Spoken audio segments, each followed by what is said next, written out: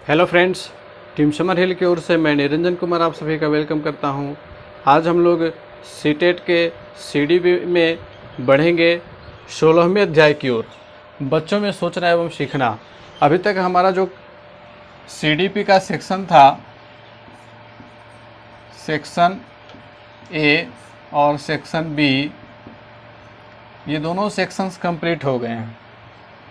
1 से 12 चैप्टर और 13 से 15 चैप्टर सेक्शन बी के लिए था। तो ये दोनों सेक्शन कंप्लीट हो चुके हैं। अब हम लोग सेक्शन सी की ओर बढ़ रहे हैं और आज सेक्शन सी का पहला क्लास है। ये क्लास 16 से लेकर के 22 चैप्टर तक सेक्शन सी से होगा और सेक्शन ए में 10 सवाल पूछे जाते हैं। सेक्शन बी में यहाँ 15 सवाल, 15 5 20, 20 और 10 30। इस प्रकार से 3 सेक्शन में बटा हुआ है सीडीपी। तो सेक्शन ए और सेक्शन बी पूरा कंप्लीट हो चुका है। डिटेल क्लास इसके ऊपर आ चुका है और डिटेल क्लास के ऑब्जेक्टिव प्रश्नों को सॉल्व करते हुए, व्याख्या करते हुए सीटेट सेक्शन सीरीज आ चुके हैं। तो सेक्शन ए और सेक्शन बी पूरी तरह से कंप्लीट हो चुका है। इसमें से कुछ जो पॉइंट एक छूटा हुआ है आरटीई 2009, उसे मैं लाने वाला हूं। बहुत जल्द ही आरटीई 2009 का क्लास आएगा, तो उसमें पूरा डिटेल से हम लोग आरटीई 2009 को जानेंगे। और साथ ही साथ एक एक्स्ट्रा क्लास भी आएगा जो होगा भारत में समकालीन शिक्षा के ऊपर आधारित। तो आप लोगों का सीडीपी का पूरा सिलेबस कवर होगा, एक भी सिलेबस छूटेगा नहीं, इसकी चिंता आप लोग ना करें। तो सेक्शन सी का जो पहला चैप्टर हमारा है, बच्चों में सोचना एवं सीखना। सोचना एवं सीखना, thinking and learning in children. बच्चे कैसे सोचते हैं, बच्चे कैसे सीखते हैं, उनके सोचने की प्रक्रिया, उनके सीखने की प्रक्रिया कैसी होती है। और एक शिक्षक के लिए यह जानना बेहद ज़रूरी है, क्योंकि बच्चों के सोचने और सीखने की प्रक्रिया को समझ करके हम उनके अधिगम क्षेत्र को विस्तार दे सकते हैं। आपने पढ़ा वाइगोत्स्की का सिद्धांत, उन्होंने क्या दिया, स्कैफोल्डिंग का सिद्धांत दिया, सपोर्ट करने का सिद्धांत दिया, शिक्षक को सुगमकर्ता, पथ प्रदर्शक इत्यादि उनके सिद्धांत आने के बाद ही माना जाने लगा। तो वाइगोत्स्की ने क्या कहा कि बच्चे को पहले खुद से काम करने दीजिए और जब उन्हें जहाँ सपोर्ट की ज़रूरत हो तो उन्हें सपोर्ट दें, ताकि उनका जो क्षेत्र है वो विस्तृत हो, उनके अधिगम का क्षेत्र विस्तृत हो, जिसे उन्होंने जेडपीडी कहा था, जोन ऑफ प्रोक्सिमल डेवलपमेंट कहा था। और साथ ही साथ जो बच्चों को सहारा दिया गया, सपोर्ट दिया गया, उसे उन्होंने स्कैफोल्डिंग कहा था। यदि आपने हमारा यह क्लास नहीं देखा है तो आप जाकर के डिटेल से देख सकते हैं। वाइगोत्स्की के ऊपर क्लास, पियाजे के ऊपर क्लास, कोहलबर्ग के ऊपर क्लास। तो अभी तक का जितना भी सीडीपी का सिलेबस कवर अप हो चुका है, एक एक पॉइंट के ऊपर विस्तार से डिस्कशन हुआ है, जो आप लोगों के लिए काफ़ी उपयोगी है। न केवल परीक्षा के दृष्टिकोण से, अपितु एक बेहतर शिक्षक के दृष्टिकोण से भी ये सारी जो बिंदुएं हैं, सीडीपी का जो सिलेबस है वो आप लोगों के लिए काफ़ी महत्वपूर्ण है। तो बढ़ते हैं आज के चैप्टर की ओर। हमारा जो आज का चैप्टर है, बच्चों में सोचना एवं सीखना। तो सोचना क्या होती है, सबसे पहले हम लोग समझेंगे कि सोचना कैसी प्रक्रिया होती है। ठीक है, सोचना यानी कि थिंकिंग। बच्चे सोचते कैसे हैं, उनके सोचने की प्रक्रिया में कौन कौन सी चीज़ें शामिल होती हैं, किस आधार पे वे सोचते हैं, तो इन सारी चीज़ों को हम लोग डिस्कशन करते हैं। तो सबसे पहले जानेंगे कि सोचना क्या है, थिंकिंग क्या, व्हाट इज थिंकिंग। तो सोचना जो है यह एक उच्च प्रकार की मानसिक प्रक्रिया है, यह एक उच्च प्रकार की मानसिक प्रक्रिया। ठीक है, सोचना एक उच्च प्रकार की मानसिक प्रक्रिया है जो ज्ञान को संगठित करने में एक महत्वपूर्ण भूमिका निभाती है। ज्ञान को संगठित करने में, ज्ञान को एक्सप्लोर करने में बहुत महत्वपूर्ण भूमिका निभाती है सोचना। बच्चे जब किसी चीज़ को देखते हैं, पहली बार देखते हैं, उनके मन में उस चीज़ के प्रति, उस वस्तु के प्रति जिज्ञासा उत्पन्न होती है और वे सवाल पर सवाल पूछते हैं, उसके बारे में हर कुछ जान लेना चाहते हैं। तो बच्चों के मन में जिज्ञासाएं उत्पन्न होती हैं, वे धीरे धीरे अपने परिवेश के वस्तुओं से परिचित होते हैं और फिर वे सोचना शुरू करते हैं कि ये वस्तुएं आई कहाँ से, इनका निर्माण कहाँ से हुआ। एक छोटा बच्चा पूछता है कि वो क्या चीज़ है, वो कहाँ से आया, पापा से पूछता है, मम्मी से पूछता है, घर के बड़े लोगों से पूछता है, और जब विद्यालय जाता है तो विद्यालय में अपने शिक्षक से पूछता है, तो उसके सोचने की प्रक्रिया का दायरा बहुत ही विस्तृत होता है। और सोचना जो है वह एक उच्च मानसिक प्रक्रिया है। हम लोग भी जब सोचना शुरू करते हैं, यदि हम लोग किसी बात को लेकर के टेंशन में आ जाते हैं, तनाव में आ जाते हैं, तो हमारे दिमाग के ऊपर बुरा इफेक्ट पड़ता है। क्यों? क्योंकि सोचना एक जटिल प्रक्रिया है, एक उच्च प्रक्रिया है। और यदि आप नेगेटिव पॉइंट की ओर सोचेंगे तो उसका नेगेटिव असर पड़ेगा। और यदि आप अच्छा सोचते हैं, अपने बारे में पॉजिटिव सोचते हैं, तो आपके दिमाग में एनर्जी उत्पन्न होगी और वह एनर्जी आपको प्रफुल्लित रखेगी, खुश रखेगी, प्रसन्न रखेगी। तो सोचना एक उच्च प्रकार की मानसिक प्रक्रिया है जो ज्ञान को संगठित करने में एक महत्वपूर्ण भूमिका निभाती है। इस मानसिक प्रक्रिया में बहुधा, स्मृति, प्रत्यक्षीकरण, अनुमान, कल्पना आदि मानसिक प्रक्रियाएं भी सम्मिलित होती हैं। स्मृति यानी कि पिछले समय का जो अतीत है हमारा, उसकी याद स्मृति कहलाती है। जो हमने अब तक जिया है, अब तक देखा है, उसके बारे में जो हमारी जानकारी है, हमारे दिमाग में जो मेमोरी सेट है, वही स्मृति कहलाती है। प्रत्यक्षीकरण, जिस वस्तु से हमारा पहली बार परिचय होता है, हम उसके बारे में जानते हैं, तो यह प्रत्यक्षीकरण कहलाता है।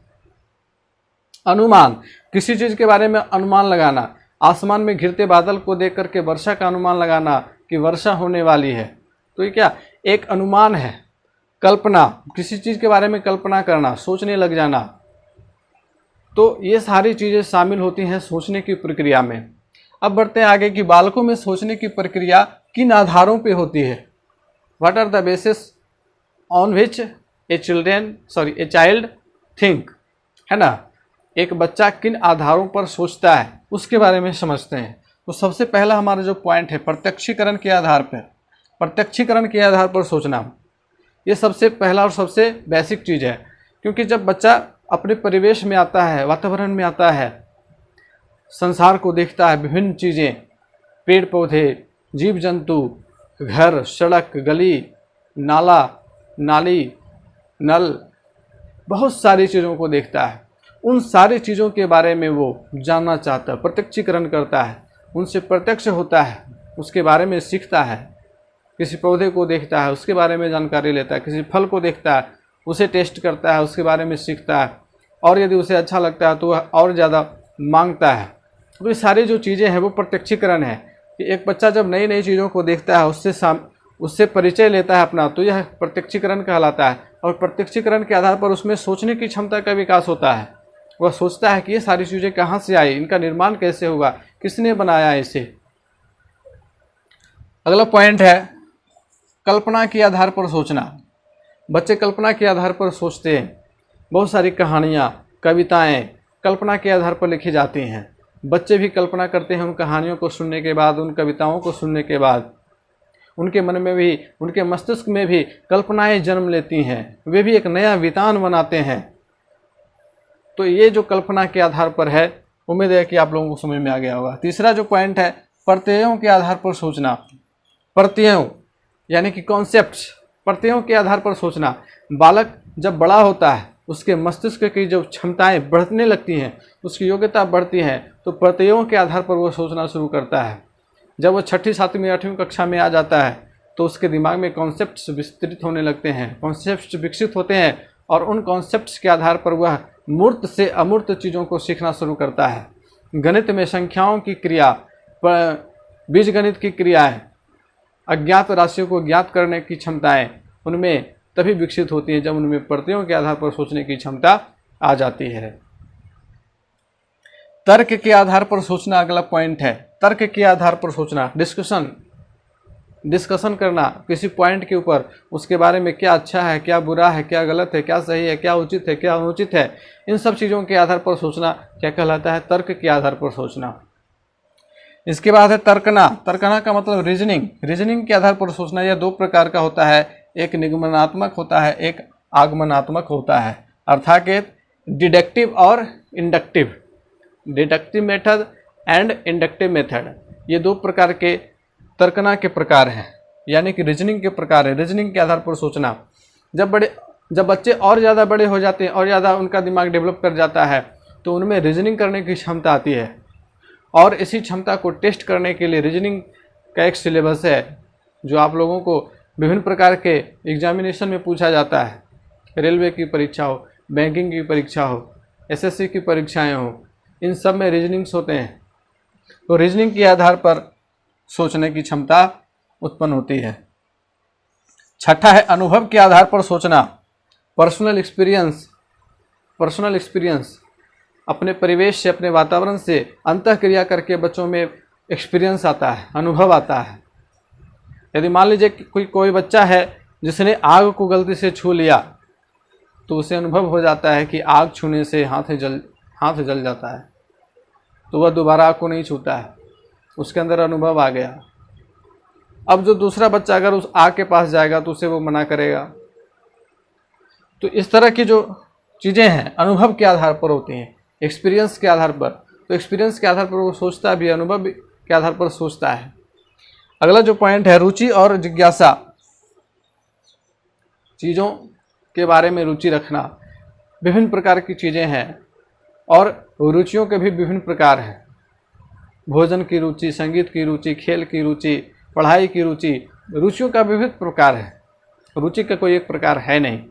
तो इन रुचियों के आधार पर भी बच्चों में सोचने की क्षमता आती है। जिज्ञासा के आधार पर आती है। जिज्ञासा तो अपने आप में बड़ा महत्वपूर्ण है। जिस बच्चे के दिमाग में जितनी ज़्यादा जिज्ञासा उत्पन्न होगी वो उतना ही ज़्यादा सोचेगा, वो उतना ही ज़्यादा सीखेगा। तो इसलिए अपने बच्चों के मस्तिष्क में जिज्ञासा पैदा कीजिए, क्यूरियोसिटी उत्पन्न कीजिए। यदि वो जिज्ञासा कम रखता है तो उसकी जिज्ञासा को बढ़ाने का प्रयास कीजिए विभिन्न रूपों से। तो ऐसे ऐसे आप लोगों को नवाचार ढूंढने पड़ेंगे जिससे बच्चों में जिज्ञासा उत्पन्न हो, वे ज़्यादा से ज़्यादा चीज़ों के बारे में सवाल पूछें। अगला है अनुकरण के आधार पर सोचना।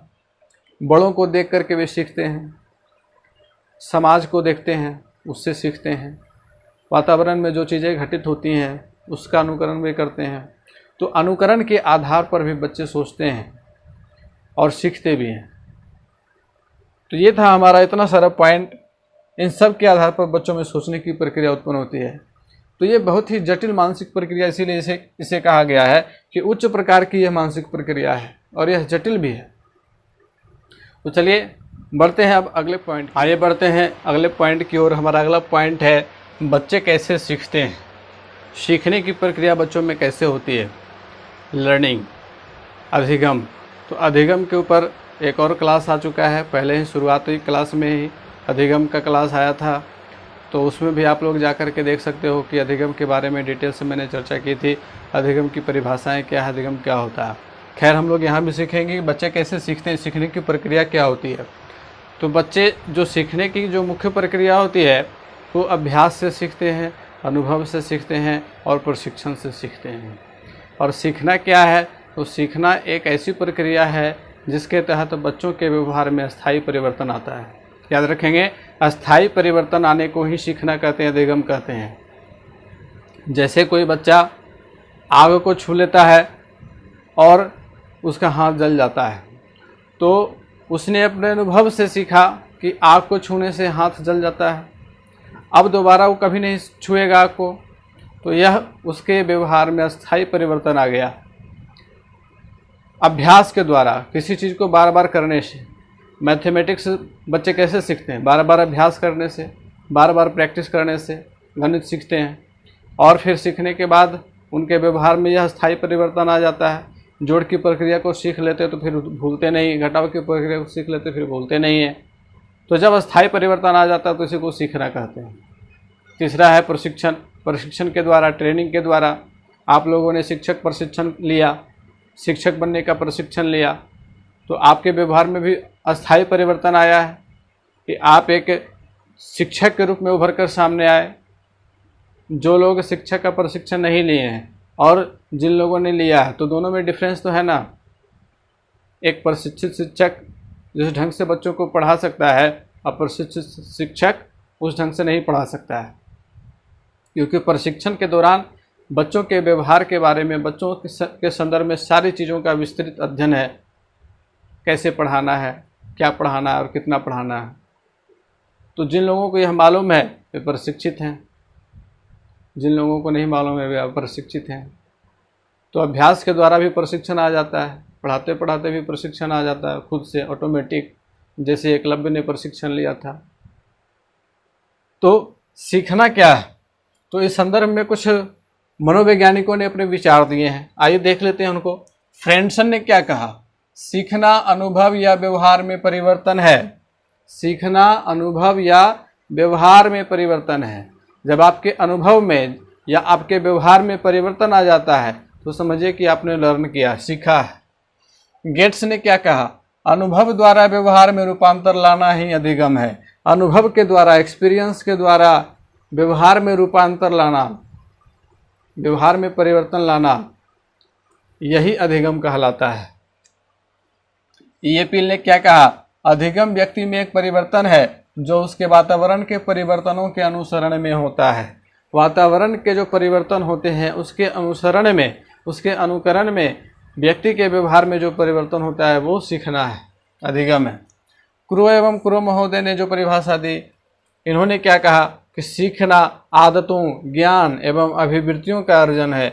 यह व्यक्ति को अपने लक्ष्य पाने में समर्थ बनाती है। और क्रो एवं क्रो की परिभाषा को बहुत ज़्यादा अच्छा माना जाता है और सीटेट के प्रश्न में इनकी परिभाषा को डायरेक्ट पूछा भी गया है, पूछ दिया जाता है इस प्रकार से कि सीखना आदतों, ज्ञान एवं अभिवृत्तियों का अर्जन है।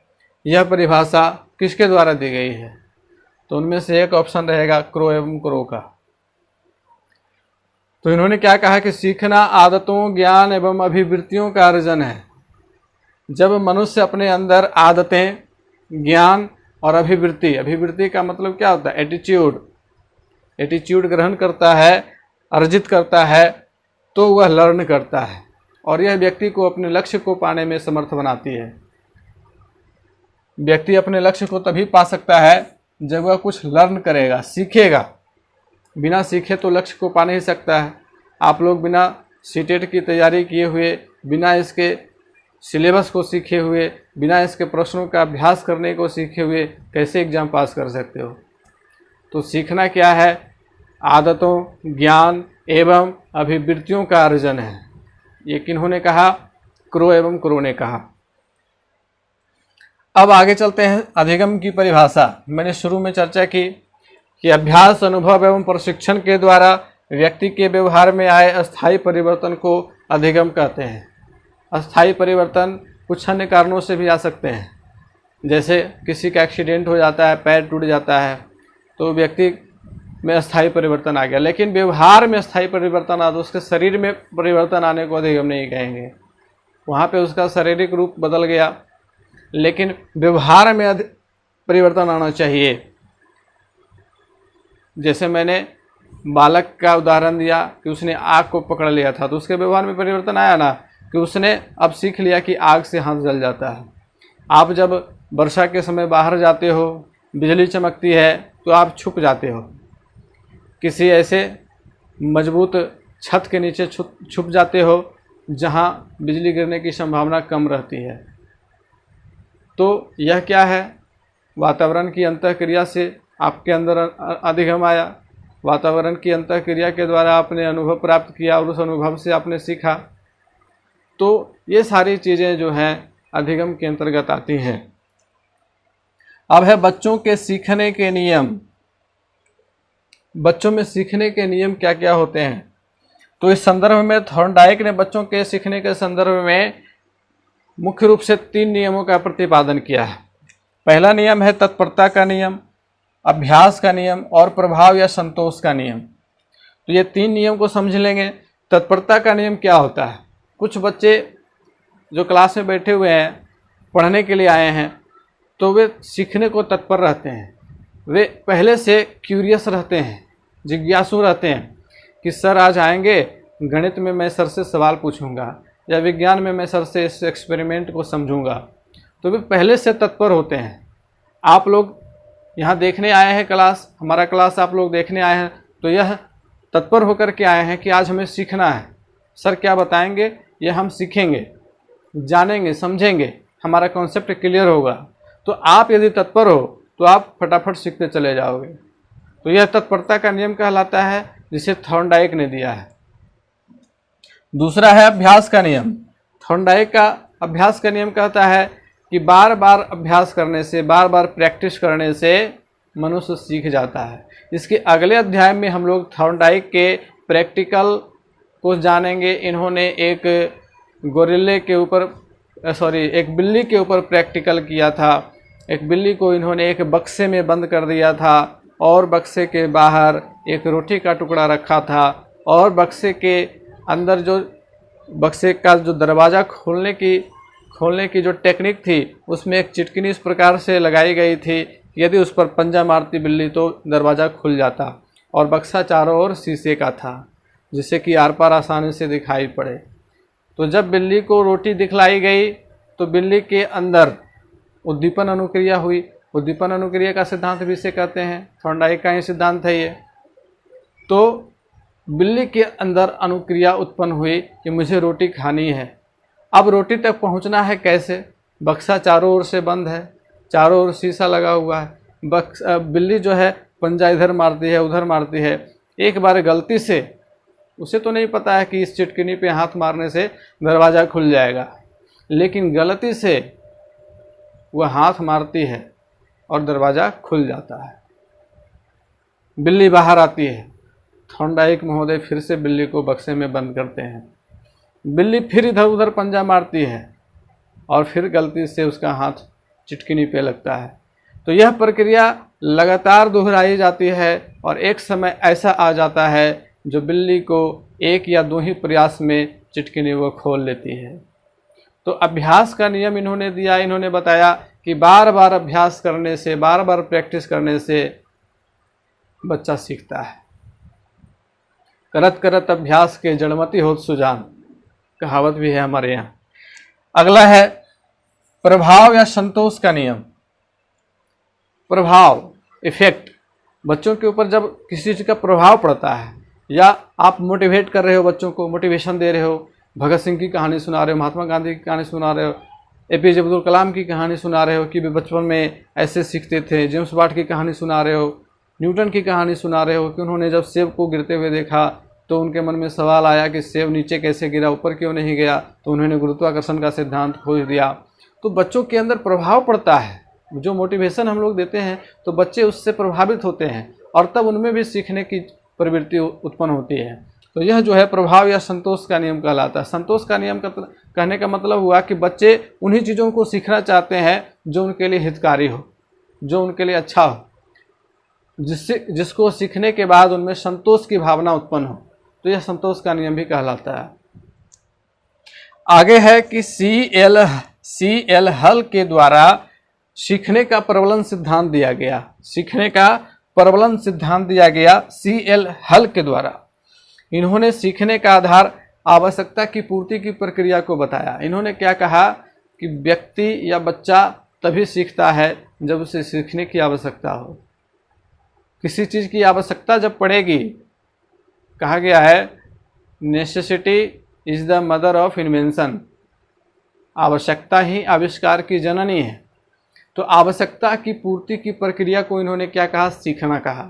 कि जब हम किसी आवश्यकता को पूरा करने के दिशा में जो प्रक्रिया अपनाते हैं वही अधिगम है, वही लर्निंग है। एकदम प्रैक्टिकल बात इन्होंने कही कि जब कोई बच्चा किसी चीज़ को सीखता है, अब जैसे सीखने का मतलब केवल किताबी ज्ञान नहीं, व्यवहारिक ज्ञान को भी रखा जाता है, क्योंकि ज्ञान को विद्यालय के बाहरी दुनिया से जोड़ना है। ये NCF का सिद्धांत है। तो जब हम ज्ञान को विद्यालय के बाहरी दुनिया से जोड़ेंगे तो विद्यालय के बाहरी दुनिया से जोड़ने का मतलब बच्चों के दैनंदिन जो उनका दैनिक अनुभव है, जिस परिवेश में वे रहते हैं, उसके संदर्भ से ज्ञान को जोड़ना है, ज्ञान को बताना है। यदि आपके कक्षा में एक बच्चा ऐसा है जो मछुआरे परिवार से है, उनके परिवार में लोग मछली मारते हैं, तो उस बच्चे को पता होगा कि मछली पकड़ने के लिए कौन सी टेक्निक उपयोग में लाई जाती है। आप उस बच्चे से उसका अनुभव ले सकते हैं, शेयर कर सकते हैं। तो वो बताएगा कि जब मछली पकड़ने की आवश्यकता होती है तो उसके लिए क्या क्या उपाय किए जाते हैं। तो वह बच्चा भी उससे सीख रहा है।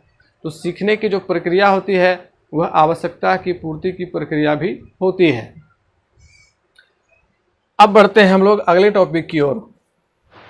आइए देखते हैं अगले पॉइंट को। अगला जो पॉइंट हमारा है, बालक विद्यालय में प्रदर्शन में सफलता प्राप्त करने में कैसे और क्यों असफल होते हैं। ये काफ़ी महत्वपूर्ण और क्रूशियल क्वेश्चन है कि बच्चे अपने प्रदर्शन में, विद्यालय प्रदर्शन में कैसे भी असफल हो जाते हैं, उनकी असफलता के पीछे क्या कारण है। तो इसके बारे में हम लोग डिटेल से चर्चा करते हैं। पहला जो कारण है विद्यालय का परिवेश।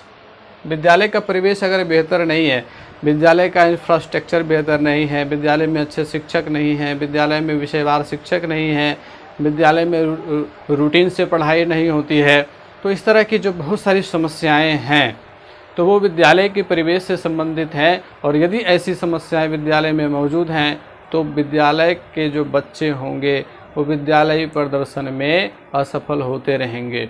इसलिए सबसे जो पहला सुधार करना है वो विद्यालय परिवेश के ऊपर सुधार करना है। विद्यालय परिवेश अच्छा होना चाहिए, उसका इंफ्रास्ट्रक्चर अच्छा होना चाहिए, अच्छे कक्ष होने चाहिए, बैठने की व्यवस्था अच्छी होनी चाहिए, बेंच अच्छे होने चाहिए। जो बोर्ड बना दिया जाता है, परंपरागत बोर्ड दीवार के ऊपर सीमेंट का, धीरे धीरे वो धुंधला पड़ जाता है, उसके जगह पर अच्छे बोर्ड लगाए जाने चाहिए। अब तो स्मार्ट क्लासेस की अवधारणा आ रही है, तो स्मार्ट क्लासेस हाई स्कूल में लगाए भी जा रहे हैं, तो अब मिडिल स्कूल में भी इसको इम्प्लाई करना चाहिए, 1 to 8 में भी। और ये ज़्यादा बेहतर बच्चों के लिए रहेगा, 1 to 8 के लिए भी, बच्चों के लिए भी, क्योंकि विजुअल माध्यम से बच्चे ज़्यादा सीखते हैं। इसमें कोई शक नहीं है कि विजुअल माध्यम से बच्चे ज़्यादा सीखते हैं। तो विजुअल अगर विजुअलाइज कर दिया जाए, स्मार्ट क्लास की व्यवस्था कर दी जाए तो विद्यालय का परिवेश बेहतर हो जाएगा और बच्चे ज़्यादा सीखेंगे। विद्यालय के परिवेश के अनुसार विद्यालय के बच्चों का प्रदर्शन भी अच्छा होगा। दूसरा है पारिवारिक माहौल। पारिवारिक माहौल बच्चों के ऊपर सीधा डायरेक्ट इफेक्ट करता है। यदि आपने अपने घर में झगड़े का माहौल बना रखा है, प्रतिदिन लड़ाई झगड़ा होता है, तो बच्चों के ऊपर उसका बहुत बुरा इफ़ेक्ट पड़ेगा। बच्चे बिल्कुल पढ़ाई में मन नहीं लगाएंगे, बच्चे बिल्कुल इरिटेट रहेंगे और धीरे धीरे वही सारी आदतें बच्चों में भी डेवलप हो जाएंगी और बच्चे भी गलत आदतों में पड़ जाएंगे। इसलिए पारिवारिक माहौल बहुत ज़रूरी है, बहुत इम्पोर्टेंट है कि अच्छा होना चाहिए। अगर पारिवारिक माहौल अच्छा रहता है तो बच्चों के ऊपर इफ़ेक्ट बहुत अच्छा पड़ता है। तीसरा है अभ्यास का अभाव। अभ्यास का अभाव अगर बच्चों में होता है तो उनका प्रदर्शन गिर जाता है। विद्यालय में जो पढ़ाई हुई उसका बार बार अभ्यास होना चाहिए। अभी जैसे कि हम लोग पढ़ रहे हैं, आपने क्लास को देखा और क्लास को देखने के बाद आपने ना नोट्स बनाया ना उसका फिर से अभ्यास किया तो आप ज़रूर पिछड़ जाएंगे, इसमें कोई शक नहीं है। लेकिन यदि आप इसके पीछे लगातार प्रयास करते हैं, इसके लिए अलग से पाठ्य पुस्तकों को पढ़ते हैं, फिर अपना एक अलग नोट्स बनाते हैं, तो यानी कि आप बार बार अभ्यास कर रहे हैं। इसके पीछे के जो प्रश्न हैं उन प्रश्नों पर अभ्यास करते हैं तो आपका कॉन्सेप्ट क्लियर होता जाएगा, आपकी समझ बढ़ती जाएगी और आपका प्रदर्शन बेहतर होता जाएगा। तो बिल्कुल यही बात जो विद्यालय में बच्चे हैं उनके ऊपर भी लागू होती है कि अभ्यास का अभाव जैसे ही होगा तो उनका प्रदर्शन नीचे गिर जाएगा। चौथा है अभिरुचि एवं जिज्ञासा की कमी। बच्चों में यदि अभिरुचि और जिज्ञासा की कमी है तो बच्चों का प्रदर्शन निम्न स्तर का होगा। इसलिए बच्चों में जिज्ञासाओं को बढ़ाने का प्रयास करना चाहिए, उनकी अभिरुचियों को स्थान देना चाहिए। तो बच्चों में जिज्ञासाएं कैसे बढ़ेंगी? उन्हें बार बार प्रश्न पूछने के लिए उत्साहित करना चाहिए। ये नहीं कि प्रश्न पूछने पर इरिटेट होकर के बच्चों के ऊपर गुस्सा करना चाहिए। ऐसा करने से बच्चों में हतोत्साह उत्पन्न हो जाएगा और वे अपने आप को हीन भावना से ग्रसित महसूस करेंगे और धीरे धीरे प्रश्न पूछना ही छोड़ देंगे। पांचवा है स्वास्थ्य। बच्चों का स्वास्थ्य भी काफ़ी निर्भर करता है, क्योंकि हेल्थ इज वेल्थ कहा गया है, स्वास्थ्य ही धन है। तो जब तक स्वास्थ्य बेहतर नहीं है तो सीखने का, अधिगम का कोई मतलब ही नहीं रहेगा। हालांकि ऐसा देखा गया है कि कुछ बच्चे स्वास्थ्य के दृष्टिकोण से कमज़ोर रहते हुए उनका अधिगम स्तर काफ़ी अच्छा रहा है, चूँकि वे प्रतिभाशाली श्रेणी में थे। हमारे भारत के महान गणितज्ञ रामानुज, उनका स्वास्थ्य भी काफ़ी दुर्बल था, लेकिन उनकी विद्वता काफ़ी अच्छी थी। तो अपवाद सब जगह होता है, अपवाद की बात ना करें।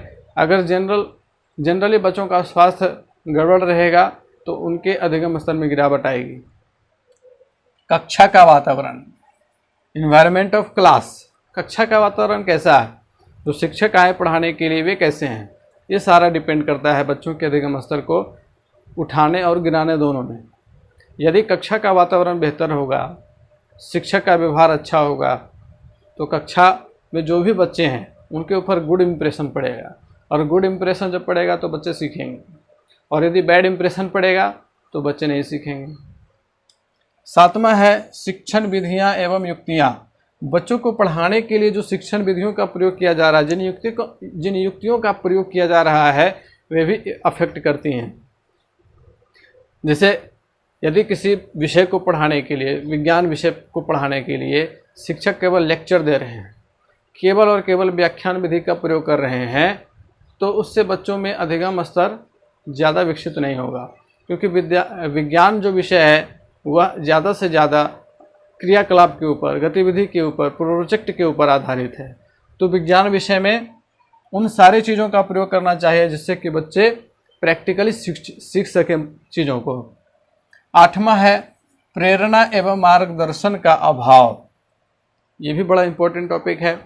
कुछ बच्चे काफ़ी पढ़ने में अच्छे होते हैं, लेकिन उनके घर में उनके गार्जियन पढ़े लिखे नहीं हैं, तो सबसे बड़ी समस्या उन बच्चों को होती है कि उन्हें सही गाइडेंस नहीं मिल पाता है, मोटिवेशन नहीं मिल पाता है। और कुछ ऐसे बच्चों को भी मैंने देखा है कि सही गाइडेंस के अभाव में उनकी पढ़ाई छूट गई, वे दूसरे काम में लग गए। जिनके घर के गार्जियन पढ़े लिखे नहीं होते हैं, तो उनकी एक सोच होती है कि बच्चा जब थोड़ा बड़ा हो गया तो किसी तरह से इसे काम पर लगा दिया जाए, ये कुछ पैसा कमा कर लाए। और जो बच्चा पढ़ने में अच्छा भी है वो भी बेचारा काम पर चला जाता है, क्योंकि उसे सही गाइडेंस नहीं मिला, सही मोटिवेशन नहीं मिला, तो इसके कारण से बच्चे पिछड़ जाते हैं। तो ये बहुत ज़रूरी चीज़ें हैं कि बच्चों को सही गाइडेंस दिया जाए, बच्चों का मार्गदर्शन उचित तरीके से किया जाए और उनकी हेल्प भी की जाए। यदि भीमराव अंबेडकर को छात्रवृत्ति नहीं मिलती तो वे इंग्लैंड जा कर के पढ़ाई नहीं कर पाते, तो वही मार्गदर्शन हर एक भीमराव अंबेडकर को मिलना चाहिए। हमारे यहाँ भीमराव अंबेडकर भरे पड़े हैं, ज़रूरत है उन्हें उभारने की, तो उभारने का दायित्व सीधे सीधे शिक्षकों के ऊपर है। अब देखिए कि बालकों को असफल होने से रोकने के लिए सुझाव एवं रणनीति, क्या हम सुझाव दे सकते हैं, क्या रणनीतियाँ बना सकते हैं ताकि बच्चे कम से कम असफल हों। पहला है माता पिता की भागीदारी, काफ़ी ज़रूरी है और होना भी चाहिए, क्योंकि सबसे ज़्यादा रिस्पॉन्सिबिलिटी माता पिता की होती है, क्योंकि बच्चे उनके हैं, संतान उनकी हैं। तो सीधा सीधा उनकी रिस्पॉन्सिबिलिटी बनती है कि आप यदि माता पिता हैं तो अपने बच्चों की पूरी जिम्मेदारी लें, उन्हें उचित वातावरण दें, उनकी जो भी प्रतिभा है उसे निखारने में अपना संपूर्ण योगदान दें। दूसरा है बालकों में कौशल विकास। कौशल विकास का मतलब होता है स्किल डेवलपमेंट। बहुत सारे बच्चों में अलग अलग तरह के हुनर होते हैं। कोई बहुत अच्छा ड्राइंग जानता है, कोई बहुत अच्छा संगीत जानता है, उसकी गायकी बहुत अच्छी होती है, कमाल का गाता है। तो ऐसे बच्चों का जब हुनर आप लोगों को पता चल जाए तो आप उसके स्किल को डेवलप करें, कौशल को विकसित करें, क्योंकि अगर उसका स्किल डेवलप्ड हो गया तो वो आगे जा कर के बहुत आगे जाएगा और बहुत अच्छा करेगा, चाहे वो किसी भी फील्ड में हो। अगला है उच्च अभिप्रेरणा स्तर। बच्चों के सामने हमेशा उच्च अभिप्रेरणा स्तर को बनाए रखें, उन्हें बराबर मोटिवेट करते रहें, क्योंकि मोटिवेशन काफ़ी ज़रूरी है और आप लोगों के संदर्भ में भी ज़रूरी है कि आप लोग हमेशा मोटिवेटेड रहें। यदि आपने ठान लिया है कि आपको टीचर बनना है तो आप शिक्षा संबंधी जो भी महत्वपूर्ण पुस्तकें हैं उन सबको पढ़े जाएं। 18-20 किताबों को मैंने अपने वेबसाइट पे अपलोड कर दिया है, तो आप जाकर के हमारे वेबसाइट से उन किताबों को अपलोड करके पूरा पढ़ें। आपके कॉन्सेप्ट्स बहुत ज़्यादा क्लियर होंगे और आप एक निश्चित रूप से एक बेहतर शिक्षक बनेंगे। चौथा है नवीन शिक्षण विधियाँ। नवीन शिक्षण विधियाँ, न्यू टेक्निक्स। शिक्षण विधियों में, टीचिंग मेथोडोलॉजी में नवाचार का प्रयोग इसको कहते हैं। तो अलग अलग तरह की विधियाँ, खेल विधि, गतिविधि आधारित शिक्षण, विभिन्न प्रकार के कार्डबोर्ड का अलग अलग डिजाइन बना करके, मॉडल बना करके, तो इस प्रकार के जो शिक्षण टेक्निक्स होते हैं इनका प्रयोग करना चाहिए, ताकि जो अधिगम स्तर में पीछे के बच्चे हैं वे आसानी से उन चीज़ों को सीख सकें। पांचवा है विद्यालय का वातावरण। इसके ऊपर हम लोग पहले चर्चा कर चुके हैं। विद्यालय का वातावरण बेहतर होना चाहिए और विद्यालय के वातावरण को बेहतर बनाने की जिम्मेदारी सरकार की है, साथ साथ अभिभावक एवं शिक्षकों की भी है। तो इन सबको मिलकर के एक बेहतर विद्यालय वातावरण को तैयार करना चाहिए, ताकि उस विद्यालय के पोषक क्षेत्र में जो भी बच्चे आते हैं उनको एक बेहतर शिक्षा मिल सके। तो चलिए आज के क्लास में इतना ही, मिलते हैं फिर से अगले क्लास में। तब तक के लिए गुड बाय। हंसते रहिए, मुस्कुराते रहिए और डीपली अध्ययन करते रहिए।